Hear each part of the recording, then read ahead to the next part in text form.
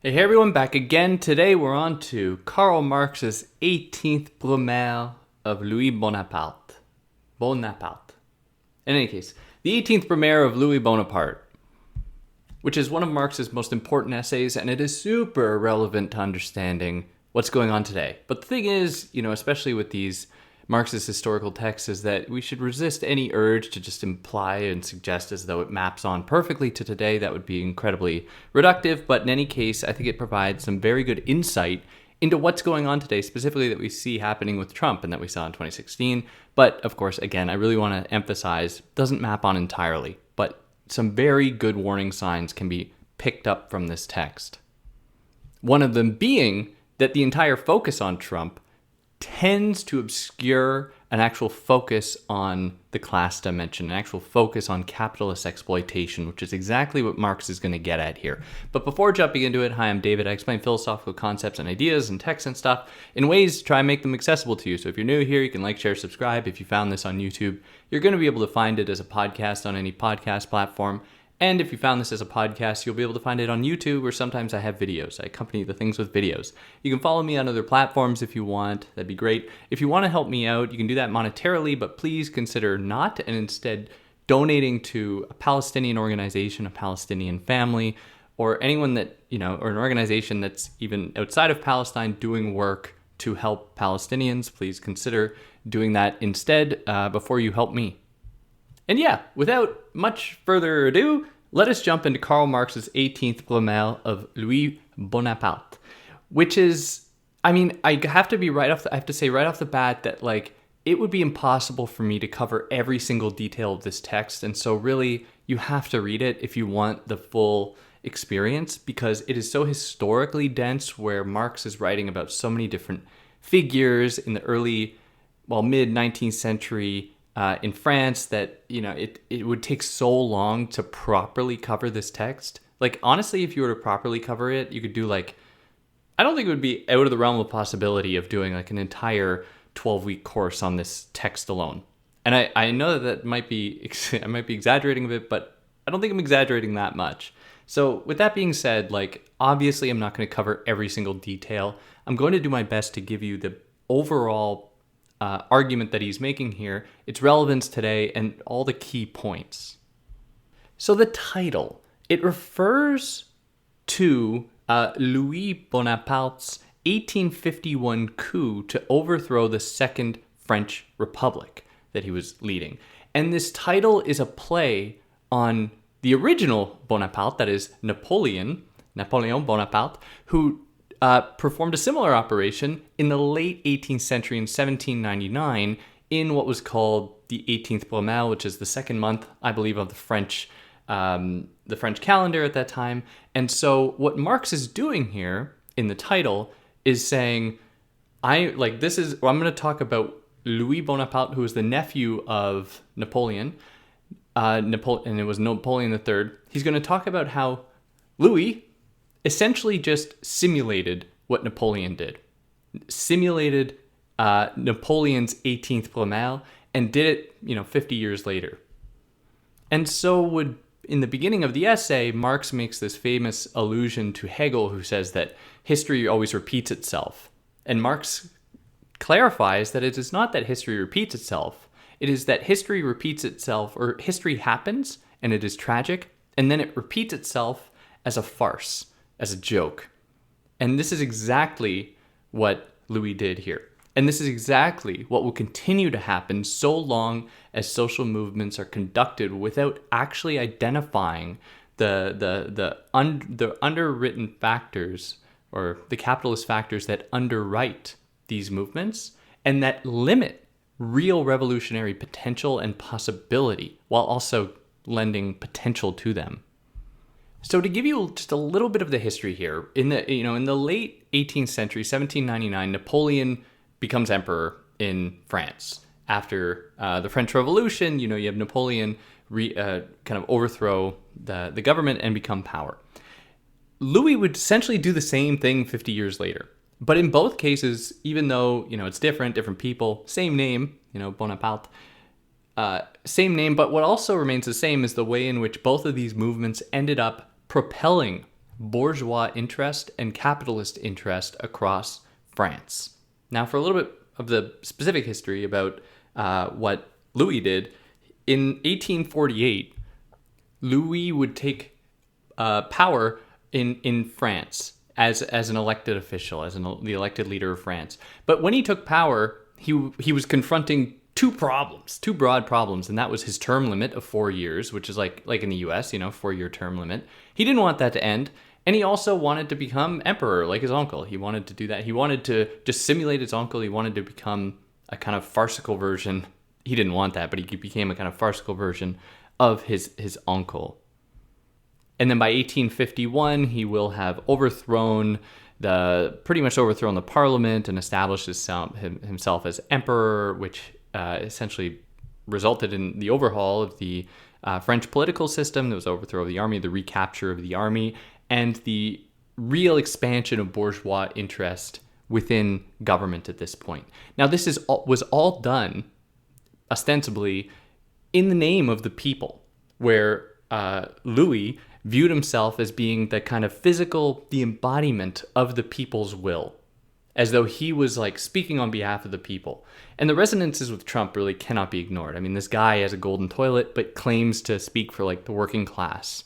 And it's kind of haunting how many similarities there are, like between the way that Louis would appropriate and would take advantage of the working classes to claim that he was working for them. He would pick a few people to essentially follow him around as this kind of band of working class people to lend the idea that he was working on their behalf. All the while, he's attacking Republican institutions like the free press, like the government itself, education, the military, etc., etc., etc. So let's jump into the body of the text itself. I know this is kind of a long intro. I just wanted to give that kind of broad historical overview, but now we'll get into the substance here and the more specific historical momentum that informed this. So obviously, like I said, the essay begins by commenting on the Hegelian idea that history repeats itself. But Marx corrects it to say that history doesn't just repeat itself. First, when it happens, it is tragic, but then when it happens again, it is a farce. It is farcical. And this goes to show that we are always informed by the past. And this also leads Marx to offer one of his other really important insights here, the way in which the present is always kind of haunted by the past. There's no one that exists outside of the historical continuum they find themselves in. And if that historical continuum is informed by the capitalist mode of exploitation and accumulation, then people will be informed by that. But more or less, we are all informed by the past. They can never truly escape it.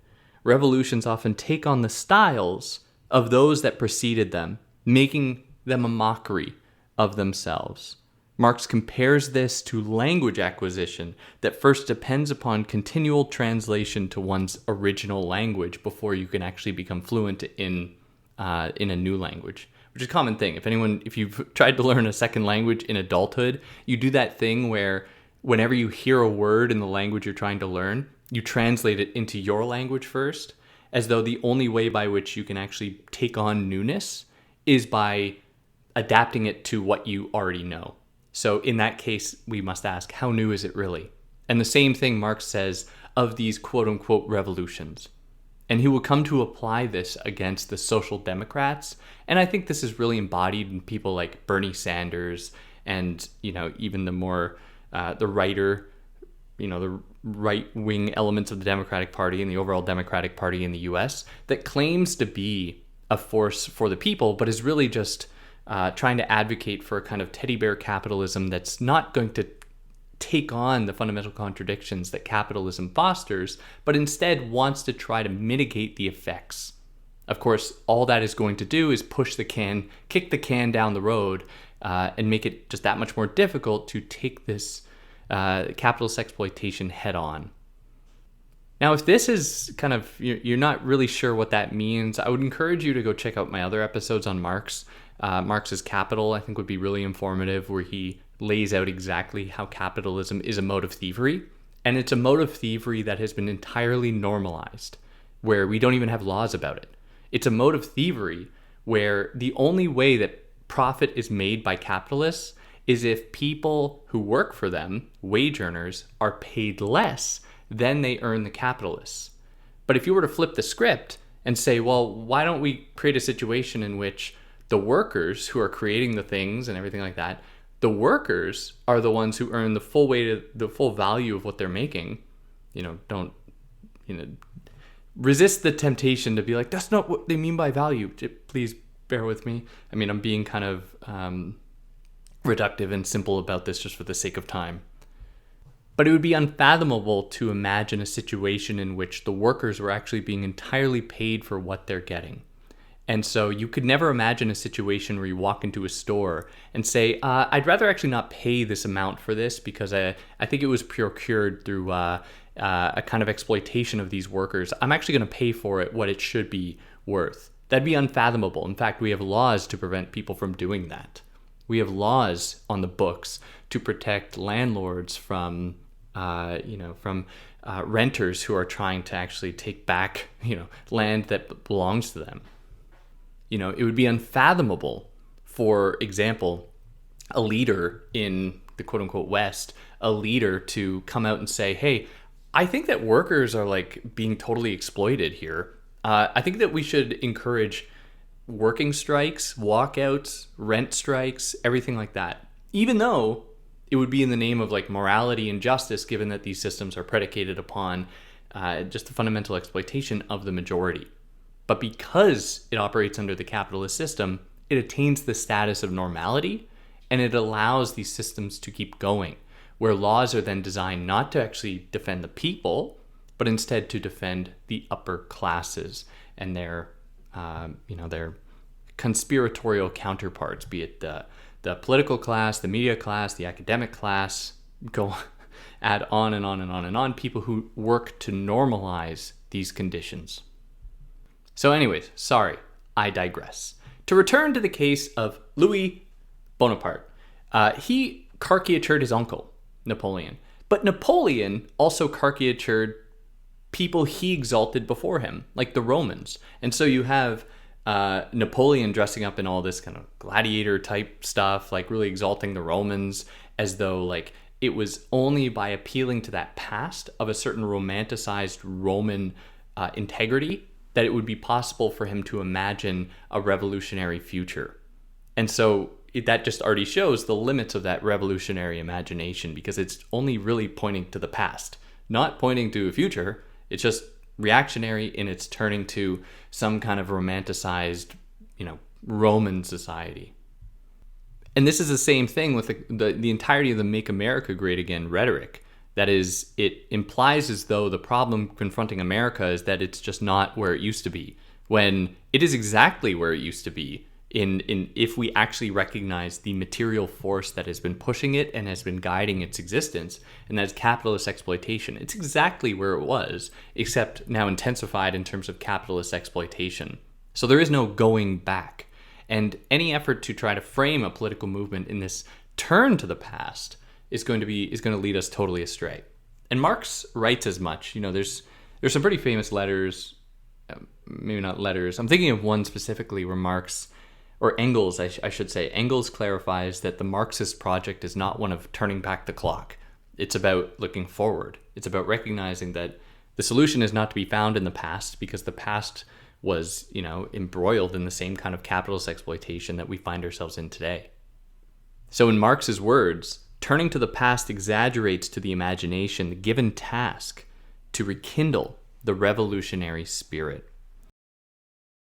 However, Louis's guiding impetus was not only to turn to the past. Yes, he had his uncle as a kind of motivating factor here, but we cannot ignore the fact that he did have some eye to the future. And this was a future that, at least outwardly, was one that was apparently going to improve French society. It was going to improve French society for workers and everything like this. Obviously that's not at all what happened, but there was a little bit of this turn to the future. And there are problems too turning to the future is not in itself a Marxist solution. Even though Engels says that Marxism is a project for the future, maybe it's a project for the present today, because he was writing that, a long time ago. But in any case, we should not fall into the trap of romanticizing an imagined future, because there's always some risks there. But he was guided by this desire for this romanticization for the future and the fruits that it would reap for himself mostly. Even though he claimed it was for the people, it was really for himself. Now, in contrast, proletarian revolutions struggle to capitalize on its own victories, and it loses its gumption often that, it's easily found among the bourgeois, which Marx kind of laments in terms of the proletarian revolutionary spirit, which would take a hard hit in 1848. We're gonna talk about that, but the problem, or one of the challenges confronting the proletarian revolution, is that it is largely stepping into the abyss and the unknown.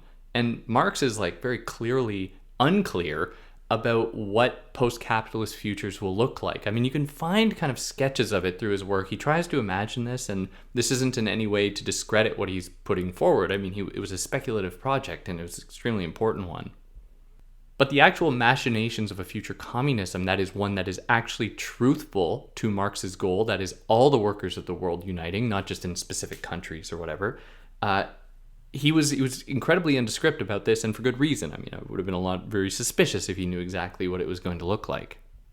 And it's partly for this reason that it's harder to motivate proletarian revolution than it is to, just witness bourgeois revolution, if you can call it revolution, or bourgeois interest, because bourgeois expansion results in just immediate riches for them, whereas for workers, working revolutions do not immediately translate into riches for them. And there's also this problem of workers and the proletariat really feeling like they have to be perfect. And this is something that constantly plagues. It's not just in workers' movements, but in many revolutionary and social struggles, is that there's this desire to constantly criticize oneself to be perfect. And that prevents the creation of a real moving historical revolutionary factor, because it's always scared to take the next step. This is something that can even be applied broadly to the reactionary quote-unquote left, that is often more interested in critiquing itself than putting forward actual organizing movements to mitigate the effects of capitalism at the very least, let alone to overturn it entirely. So what are some other historical things that were going on? So between about 1830 and 1848, France was ruled by Louis Philippe, and he had a significant support from the bourgeoisie. Now, with his overthrow in 1848, it appeared that the enemy was defeated. It appeared as though he was defeated. He was becoming increasingly monarchical. He was becoming increasingly despotic. And it was clear as though he was, being backed up by the parasitic bourgeois class. But that was essentially a ruse. As monarchy may have been toppled, but the bourgeois remained intact. And this is exactly what we see in many of the responses to Trump. It's that they treat it as though the problem is Trump, as though there's nothing else going on. When it's okay, we'll deal with Trump, but then unless we actually deal with the other factors here, we deal with the logics of capitalist accumulation that make people's lives worse and worse and worse, push them to conditions to then fall into the traps of reactionary, despotic government figures. Unless we deal with that, there's just going to be another Trump in a few years. And we're just going to keep going through the cycle over and over and over again. So in 1848, we would see the overthrow of the bourgeois monarchy and the establishment of the bourgeois republic. Exactly what's like the United States, for example. Same with other, capitalist nations as well. And this was led by Louis Bonaparte. He was the one who was leading this bourgeois republic in 1848 that followed this monarchy. And in Marx's words, now the whole bourgeoisie was to rule under the name of the people. So, and this is a very good Foucauldian point too, where and this is exactly why Foucault makes really good insights about the nature of power under capitalism, is that it shifts to go from monarchical sovereign power to a more distributed power. And that makes it so much harder to recognize where that power exists, because you can't point at a single figure and be oh, it's them, and then easily identify all of its funders, all of their funders and all of that. When it has been distributed, and you have the establishment of a republic that claims to vie for the people, to struggle for freedom of speech and human rights and all of this, which is, one of the big lies perpetuated today. We have this whole thing about, of course, the value of human rights can't be negated, human rights and freedom of speech and everything like this. But in doing so, we see this negation of the fact that there are classes. And we see instead this establishment of humanity as this homogenous whole of just like rights possessing individuals that isn't actually respected. And in doing so, we erase the realities of their material conditions in their exploitation, as though the world's billionaires have anything in common with the world's most destitute, exploited people, because they're united under the umbrella of possessing these human rights and being recognized as human. And it's like, this seems like perhaps this discourse is less a tool for protecting human rights and more of a tool of protecting of erasing the nature of capitalist exploitation and pretending as though these people have anything in common. Now in 1848, a great sign of this, like Louis Bonaparte, who is like, fighting for this Republican stuff, really bourgeois Republican stuff, human rights, freedom of speech, yada, yada, yada, everything like this. They began these essentially terror campaigns against workers, revolutionary workers' movements. And so they began incarcerating, exiling, sentencing to death revolutionary workers who had been struggling for revolutionary movements for the decades before this. And it just made it plain to see that despite this claim to represent people and humans, it was really just about representing capital. And so in 1848, this Republican Party would take on the status or the identity of what they called the Party of Order. Very similar to the Republicans. I mean, the parallels it's very clearly a similar thing. The Party of Order, in which this logic of order would be used to then police anything they designated as being disorderly. So revolutionary ideals obviously would be recognized as disorderly, while, the violences of the state, for example, would be taken as normal. It's just part of the status quo, therefore it's not deserving of any kind of criticism or pushback or anything like that. So the proletarian class would be smeared as anarchists and socialists. That was a dirty word back then too. Against order, the family, property, and religion as the driving, real elements of French society. And from that point on, anything even remotely critical of the bourgeois, even left-wing bourgeois values or ideas, would be smeared as socialist. So it was clear that this new government of 1848, run by Louis Bonaparte, it would establish its republican constitution that promised liberal freedoms only insofar as they do not affect, quote-unquote, public safety. Very common thing. That is essentially affect the bourgeois. Anything that affects them is fine. So its life would be short, though. Only a few months later, Louis would cozy up to the National Assembly and the military wing to flex its power against the democratic wings of Parliament and then government, and proudly open the door for the bourgeois capture of its ally, the Republicans. He also knew his term was ending in 1852, and so needed a reason to extend it. So he saw this end coming, starting in 1848, knew 1852 was going to end, and he knew he had to start, taking power in any way that he could. And it would come through the kind of slow appeal to the bourgeois elements, also the appeal to large swaths of workers, and I'll get into the details of that, also capturing, taking over the military, being, cozying up to them and everything like that. So the governmental conflict then would be between the Party of Order, that is these Republicans, the Louis Republicans, versus against La Montagne, the mountain, which were essentially the Democrats, the social democrats here. Now, just to make that clear, but the repetitions are not only farcical, that we can see here from Napoleon and that we can currently see with Trump as being another kind of repetition that's quite farcical if we take Marx's words seriously.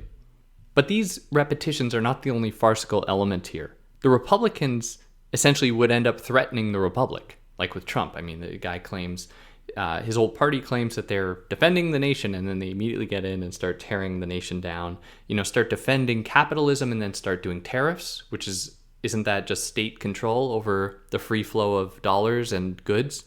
Sounds like socialism to me. You had essentially proletarians at this moment too, threatening workers, etc. And that's still very true today, where you have definitely reactionary elements within workers' movements that don't want to push for a workers' revolution, that try instead, that rely upon unionizing as being the only form of political actual revolutionary engagement, which is, of course, a reactionary force that just tries to mitigate the effects of capitalism, not actually overturn them. Which isn't, of course, I'm saying this now as I'm a member of union leadership, so SEIU, but still can recognize this element of union organizing. Better that than nothing at this moment. So the Party of Order would capture essentially everything, where they were in possession of the government, of the army, of the legislative body, in short, in Marx's words, of the total power of the state. And it was morally strengthened by the general elections that caused their sovereignty to appear as the will of the people, because they won these quote-unquote free elections. And with this victory, it appeared as though they were actually following the will of the people. Of course, there was huge cases of voter suppression, of restricting voting access, but they obviously would never admit that. Similar thing with Republicans. Makes a lot of sense. And they would come to stand in for the victory of the counter-revolution, that is the reactionary anti-revolutionary spirit throughout all of Europe. That is this Party of Order. Now, different sects of the party were in conflict with one another. Now, within the Party of Order, there was a conflict, kind of a conflict, between who were called the Legitimists and the Orleanists, the Orleanists. Now, the Legitimists from Marx, they stood in for and really represented what is called landed property. So really, capital that can be derived from the land, farmers, stuff like that. Whereas the Orleanists represented city capital. The capital of industry, city-based industry that was pretty making a lot of money, of course. And it appeared as though this was an actually substantial conflict, when really it wasn't. Clearly these two things are working hand in hand, even if capitalists might disagree with one another and might fight against one another. That is not a sign of a rift within capitalism. That is actually capitalism working entirely effectively. And this idea, it's not like I'm creating this idea. This, of course, is one way to explain how conflict within other settings comes to be informed by capitalist conflict, where it is in the interest of capitalism for there to be conflict between capitalists, because this is how competition fuels profit and everything. Again, for the diehard Marxists out there, you're going to go listen to my part 3 of Capital Volume 3, where I explain exactly what this means. But, I'm being very reductive here just for the sake of time and clarity. But the capitalism relies upon these petty squabbles in order to then push profit. But this is then, because capitalism is this kind of base element of society, it then comes to motivate other conflicts between other groups, hence there being conflicts among workers, which is just a kind of representation or a kind of borrowing from these capitalist conflicts in favor, just to disrupt possible unity and organization among workers, because capitalism is a system that can work by disunity. In fact, it kind of thrives off of that in a lot of cases. Not to say there's not a general collaboration among the capitalist class. I'm not saying that at all. But it is a system that can very much capitalize on disunity. Now, as Bonaparte and the Republicans were gaining power, the Social Democrats started to cozy up to small traders and workers in order to try to mount an actual people's resistance to this. But of course, their efforts were not very successful, because their goals were not actually in line with those of the workers. Instead, they were trying to find ways to allow capital to be more effective, which is kind of at the end of the day what Democrats are in the US today are kind of vying for. They're trying to find ways to make capitalism more effective by reducing suffering, which on the first level of possible analysis, it's it might seem okay at the very least, we're dealing with harm reduction here, but that is where their project starts and ends.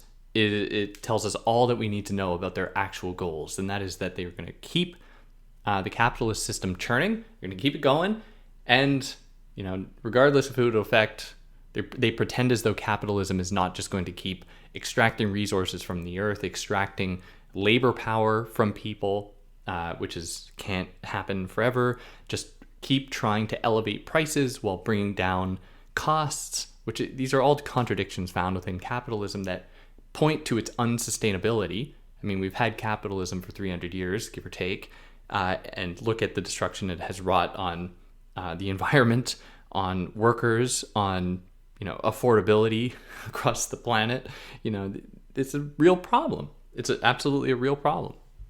So like the Democrats today, Marx says that at the time, the social democrats at the time, they were engaging the people in a sham battle to keep them from a real battle. And this is one of the really important legitimate critiques of like the Democrats and the ways in which they capitalize upon like quote unquote identity politics as a way by which to pretend as though they're engaging in the good fight while leaving capitalism unexamined. So it seemed as though the social democratic response to the Republicans at this time was just to advocate for a transformation of society upon democratic lines. But that is a transformation within the boundaries of the small traders class. So the Social Democrats, again called La Montagne, the mountain, it borrowed from the Republicans a too heavy-handed emphasis on representing the quote-unquote people, as though there are no classes. And so in trying to represent the quote-unquote people, it was treating everybody the same, as though there were not just thieves, were like as part of the people in this world, kind of just sucking labor power and then from that creating profit for themselves at the expense of everyone. And this is totally normalized. And I mean, the Social Democrats went so far as to appeal to the army, as though the army hadn't just a few years before and up till this time, in 1848, 1849, had been rounding up proletarian revolutionaries to arrest them, to put them to death or to exile them. Very much like, Kamala Harris cozying up with Liz Cheney, right? It's like, what is that? Like, what is that? It's disgusting. So there are two kind of main conflicts that were going on here. There was the conflict between the Republicans and the Democrats, and then there was the conflict within the Republicans, still is called the Party of Order. There was a conflict within them between the Legitimists and the Orleanists. Remember, there was the people who stood for landed property and those who stood for like city, capital, everything like that. So there were these kind of conflicts here, and Bonaparte took this opportunity, these conflicts, as an opportunity to take power himself, to start the process he's going of becoming emperor, like his uncle had done. So in 1849, he began dismissing ministers from the government. He began to go after these Republican institutions he claimed to represent, like the National Assembly, the press, etc. And again, in all of this, it's really important not to fall into the trap of thinking that this is just Bonaparte just working on his own, doing something that is just his own will. Instead, this was very much the will of the capitalist class and elite. Of course, they weren't interested in an actual free press. And this is, of course, great insight from like Noam Chomsky to identify the ways in which the press has been carefully shaped, not even necessarily deliberately, but because of ideological factors, shaped to reflect capitalist ideological interests. This is why you rarely see articles in the New York Times being like, isn't it really messed up how high rent prices are? Maybe this is a systemic factor dealing with capitalism. Even though that'd be a great story. It'd be a great story. It'd be backed up with facts and evidence. You don't see that stuff. Or another thing, you see this a lot in Canada, for those of you in Canada. But some of the big news outlets in Canada do these repeated exposés of like tenants that don't leave the apartment or house that they're renting. And they do these big exposés about how hard this is for landlords.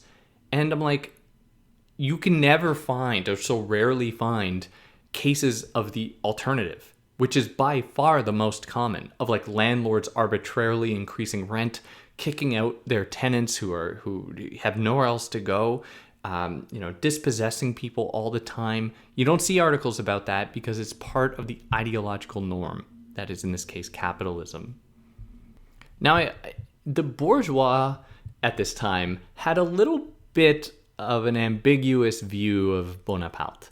And for a few reasons, in that, and you see this today with Trump too, like capitalists have kind of, just this past week, you have Bill Ackman and stuff being like, I don't know if this guy is doing his, good old Zionist Bill Ackman. This guy is doing a good job here. And this is very similar to what happened, where the bourgeois were very much behind Bonaparte.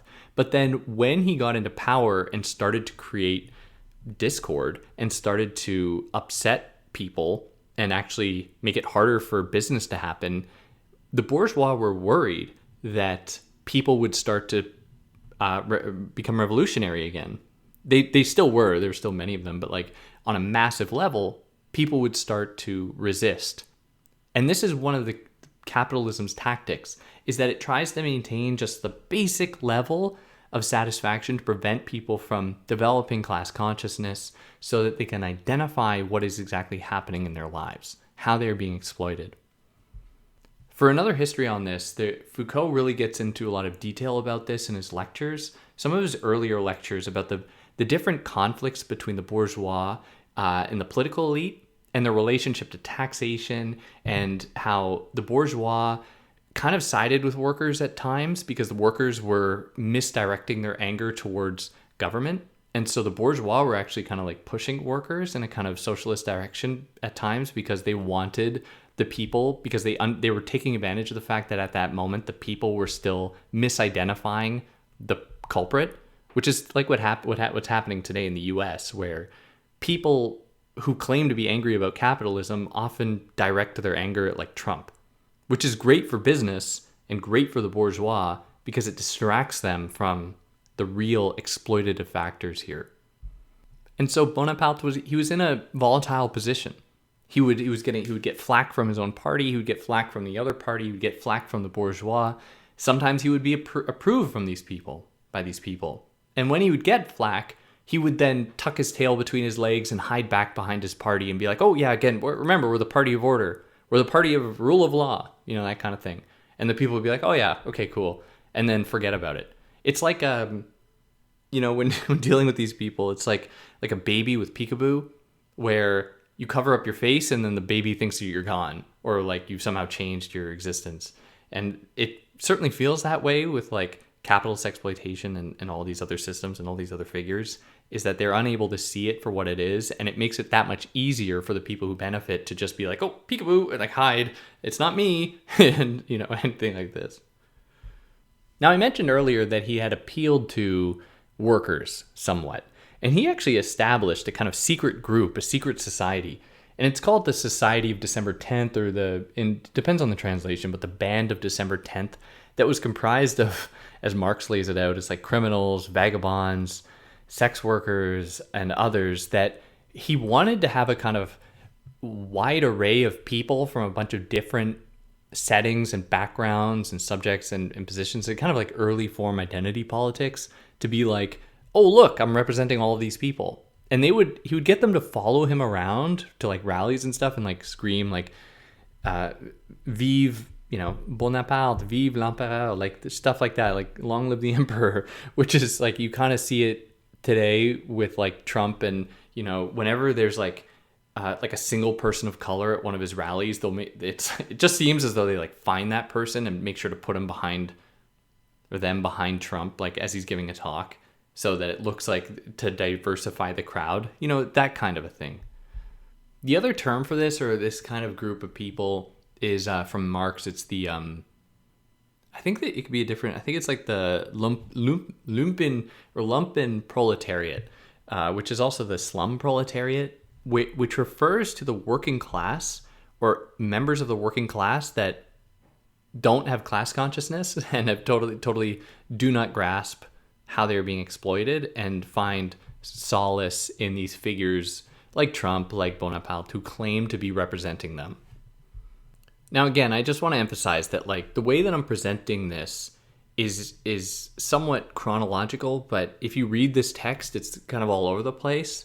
So, I mean, I've tried to distill it and present a more chronological version, but like, again, there's so many other figures here, like the people that Bonaparte was running up against. It was like Cavaignac or something like that, who he was running against. I mean, there's that whole saga. just want to be really clear. Go read the thing yourself if you have the time. But, this should give you a good overview. So by the end of 1851, Parliament was in shambles, and Bonaparte declared himself emperor, all while claiming to represent workers, represent the people. And towards the end of the text, Marx observes that Bonaparte appealed primarily to farmers, and that's because they were largely self-sufficient. And I thought that this was an interesting point that Marx makes toward the end, where he's like, farmers were particularly susceptible to Bonaparte's charm and his kind of magical effects, where it's his hocus pocus effects, as maybe Marx would say, because they were incredibly disjointed and ununified. I don't know, language is hard. They weren't unified, because farmers, it's like you have one big plot of land and they're largely like self-sufficient. They don't have a division of labor they're working with others, so they can't develop class consciousness. They're kind of separated. They have their needs met, and they don't really feel that weight of exploitation quite as neatly as like factory workers, for example. And so farmers, even though they were an exploited class, like no doubt, were more likely to side with these reactionary elements because they didn't yet have a kind of class consciousness. Also, they didn't have means of communication, which is like, it's a very interesting moment here. And I really think that there's a lot to kind of dissect here. That is Marx's prescription that in order to arrive at communism, there needs to be the division of labor. And indeed, this is Marx's one of the things he's really consistent about, something that he picks up from Adam Smith, like the exalting or really celebrating the division of labor.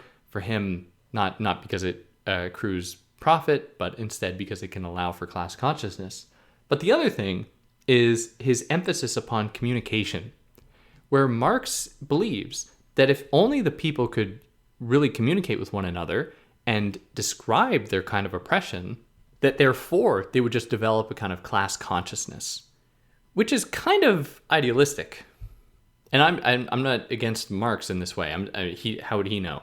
But we would certainly come to see that that is not the case. Increased abilities to communicate would only provide a new vector, a new opportunity for capitalist exploitation.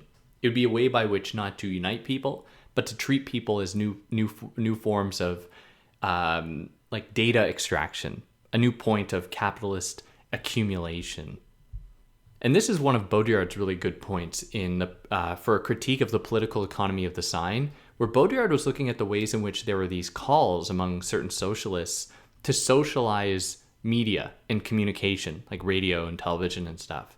And Marx and Baudrillard was like, are we really going to pretend as though that the structure of these media are not oppressive in themselves, in terms of the fact that they and he's talking about radio and television at the time, where he's like, these are media in which there's just implied a speaker and a listener. And Baudrillard's like, is this really what we're going to try to use as the revolutionary medium here? And I think he had a really good point there. And we're seeing it today, the way in which media have been co-opted. Maybe the point is that it just needs to become more socialist. Maybe media just needs to actually be taken over like factories do. Indeed, things like the internet were created through public funds, so they really should belong to the public. That is probably the thing. But regardless, I think it was a really dense, interesting moment at the end of the essay when he was considering the factors that limited or prevented class consciousness among workers, among farmers, and the need for communication. But in this case, the farmers that he's referring to, and he's very clear that there were still like revolutionary farmers. It's not as though they were all just reactionary or detached, disinterested, focused on their own self-subsistence. But one of the things that came from this was that these farmers couldn't really represent themselves because they were disconnected from everything, and therefore they were more likely to look to somebody to represent them. And in all of this was revealed that really all Bonaparte really wanted to do, despite claiming to represent the people, the workers, etc., everything like that, he just wanted to steal France and then sell it back to France. All the while, the little bourgeois elements are just like, doing that thing with their hands. What's this called? I don't know. Connivingly doing this. And they're just celebrating the fact that everything is in shambles and turmoil because this is going to be good profit for them. It's going to be good money. And they can just easily step in and exert their own capitalist influence to grab more land, to take more people as wage earners, and to expand their influence and power. But I mean, and the history books will tell you that, Louis had instead, like, he didn't do any of this exploitative stuff. He actually, like, expanded France's mercantile horizons. He modernized France. He brought more, roads and infrastructure to France, etc. Like, the way that history would continue capitalist ideology, leaving these things unexamined. And yeah, Bonaparte would continue to be leader of France until about 1870. He would declare war on Prussia, and he would be captured and die shortly after. I think he was released, but I mean, I'm not a historian. Don't quote me on that. But he would die a couple of decades after this coup, after the 18th Brumaire of Louis Bonaparte. But yeah, that's pretty much it in a 45-minute nutshell. I hope that it was descriptive. I hope that it gave you a good idea of what this text is about, and really its relevance to understanding what's going on today, understanding how considerations of capital, that was my recycling bin fell down, considerations of capital go unexamined in favor of being concerned with superfluous things or superficial things like political leaders, when really the focus should be on capital itself. But yeah, if there's anything I got wrong, I'd love to hear about it. Anything I omitted, there was a lot I omitted, but if there's anything really material that I should have included, leave a comment. It'll add, people can read it. They'll get more of the insight. That would be really great. But yeah, if you like what I did, you can like, share, subscribe. And on that note, peace.